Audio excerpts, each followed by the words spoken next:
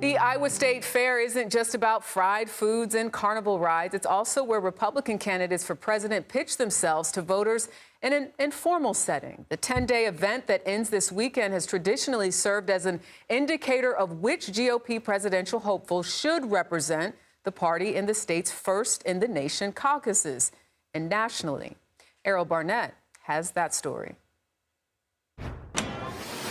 Fantastic. I think if people want to come to Iowa and do something fun, this is a great week to do it. In its 169th year, the State Fair is a family tradition for many Iowans. It's all here at the Iowa State Fair. We love including politics. We love you, Donald!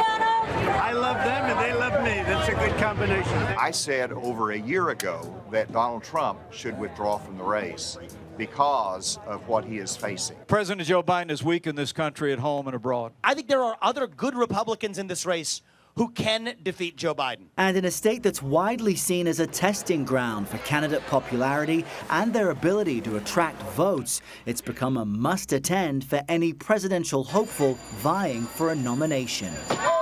It's an election cycle. I wanted a chance to hear some of the candidates and actually meet them. The military is indulging in social experimentation, woke ideology, politicization. You have talk about drag queens and pronouns and all this stuff. China is our #1 national security threat. They have been planning war with us for years. They got to plug the southern border. Creating opportunities for me means that we protect the goose that lays the golden eggs. That's the free market economy. I think America is deciding first and foremost where we're going to be economically 5 to 10 years down the road. And for these fairgoers, the message is clear. Policy trumps personality. I think that there's too much division, and I'd like people to, unite more in the interest of the country rather than special interests on one side or another. And for more, let's bring in CBS News Chief Washington correspondent Major Garrett, who is at the Iowa State Fair in Des Moines. Like I said, I'm a little jealous because of all the food you get to taste. But let's get straight into politics. You heard in Errol's piece, Iowa voters seem more interested in candidates' policies. So what are you hearing on the ground there in terms of what policies are resonating with those potential voters? So, Jerika, there are 3 issues I hear over and over in my 2 days here at the Iowa State Fair. 1, the economy.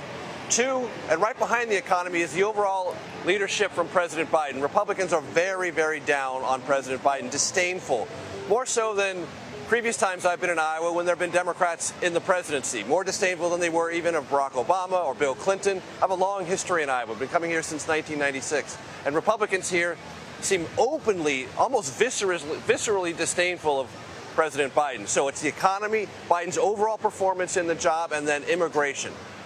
Great concern here about security at the southern border and fentanyl as a problem in Iowa and one nationally. So those are the 3 big issues. Okay. In terms of what the overall reaction has been to former President Donald Trump's latest indictment and other legal issues, he clearly is an established front runner right now. Polls show him up at least 40%. Over Florida Governor Ron DeSantis. But why do you think that, or what are voters, I guess, saying about the latest indictment? What are they even talking about it? They are, if asked about it. And there are really 2 reactions, Jerika, and they're important. First reaction is sympathy. General sense of rallying around the former president. Why? Because Republicans, net, when they balance everything out, think that former President Trump is a victim of just too many democratically initiated investigations and in some cases indictments. So there's that sympathy factor. And yet, and this is the second reaction, and I think it may over time be more telling, there is a sense that they know the former president is going to be distracted by all of these legal challenges and probably wounded by them. And they wonder, is that really the best thing for the Republican Party going forward? That's why I think lots of Republicans here, though they are inclined to be supportive of the former president, they have yet to find a clear alternative, but they are looking for one. And it's that looking for process that's going to be so important here in Iowa in the next 3 months. Can they find a credible alternative to former President Trump? And if they do, who is it? Well, we know, again, Ron DeSantis is next, if you will, in the polls as far as his support based on Republicans and voters. But How has this fair really highlighted the rivalry between the two? So it's interesting. One of the things that the former president is doing in Iowa is saying, look, I draw the biggest crowds. He did here on Saturday, unquestionably.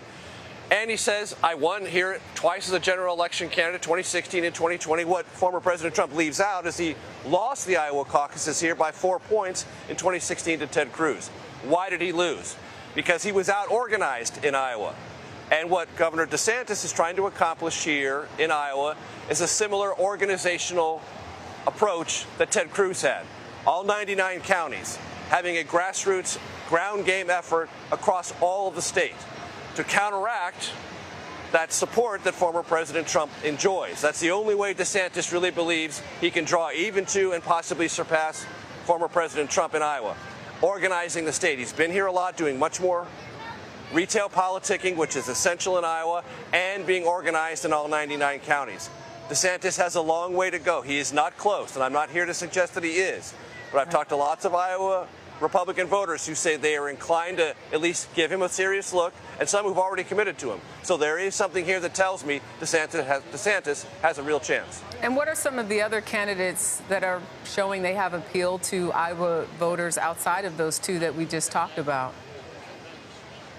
So definitely keep your eye on Tim Scott. I was here at the fair with him yesterday. He was walking all around the fairgrounds. Lots of people coming up to talk to him, wanting to take selfies, interact with him. I think the biggest challenge for Senator Tim Scott, Republican of South Carolina, is for Republicans to view him not just as a really good guy, someone they like, want to be around, but someone they can see as president. A lot of Iowa Republicans told me he'd be a really good running mate for whomever the eventual nominee is. What Tim Scott has to do is cross that threshold of seriousness from running mate to actual nominee. But he's someone to keep an eye on here in Iowa for sure. Yeah, we got a debate coming up soon and Iowa caucuses in January. I know you'll be all over it. Major Garrett, thank you. My pleasure.